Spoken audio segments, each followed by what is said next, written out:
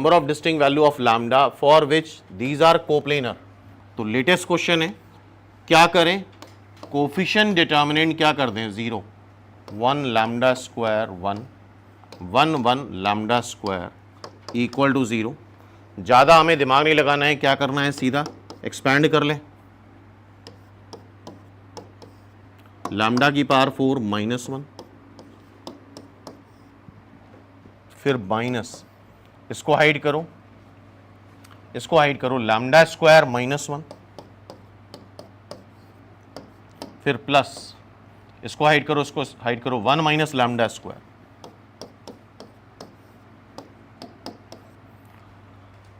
ठीक है, तो lambda square -1, lambda square +1, lambda square -1 common आ सकता है, इसको भी लैम्डा स्क्वायर -1 कर लो, फैक्टराइज ही करना है बेसिकली हमें।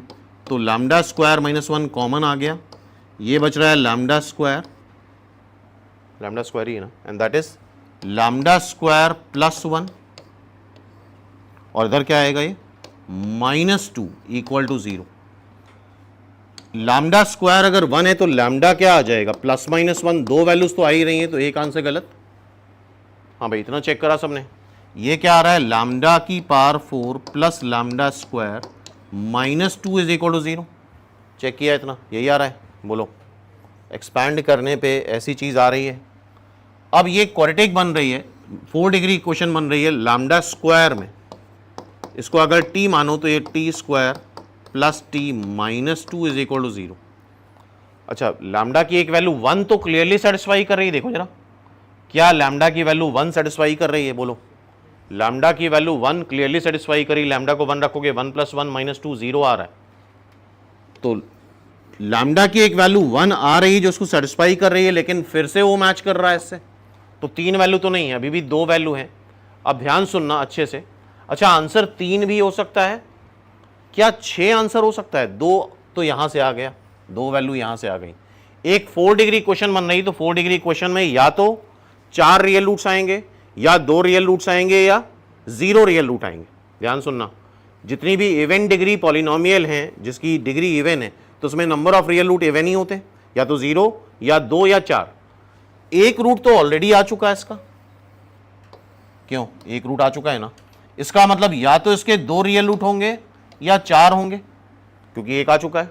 0 रियल रूट तो हो नहीं सकते, बिकॉज एक आ चुका है। तो ठीक है, एक जो रूट आया उससे कोइंसाइड कर रहा है,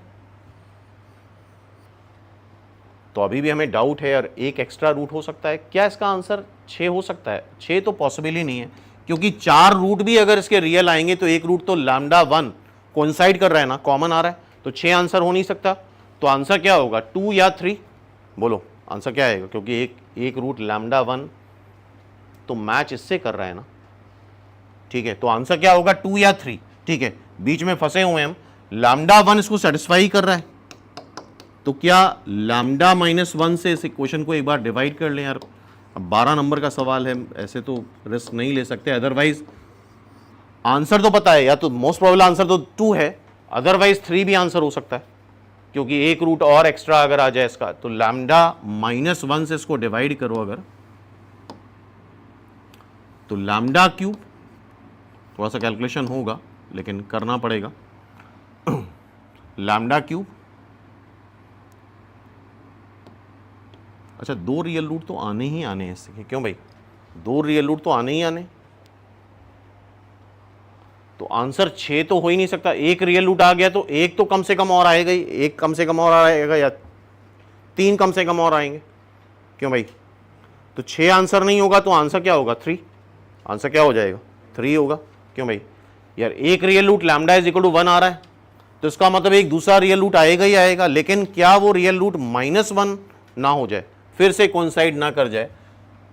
तो लैम्डा की वैल्यू 1 भी सेटिस्फाई करे, और लैम्डा की वैल्यू क्या -1 सेटिस्फाई करेगा, देखो जरा, -1 की पावर 4 1, -1 का स्क्वायर 1, तो दोनों ही रूट्स कोइंसाइड कर रहे हैं, तो 2 ही वैल्यू तो आएंगी लैम्डा की, +-1।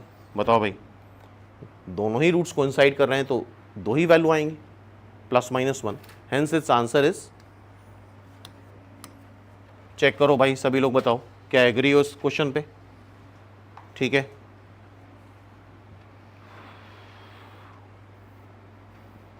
तो ठीक है, ये सारे क्वेश्चंस हम लोग के हो गए स्केलर ट्रिपल प्रोडक्ट के।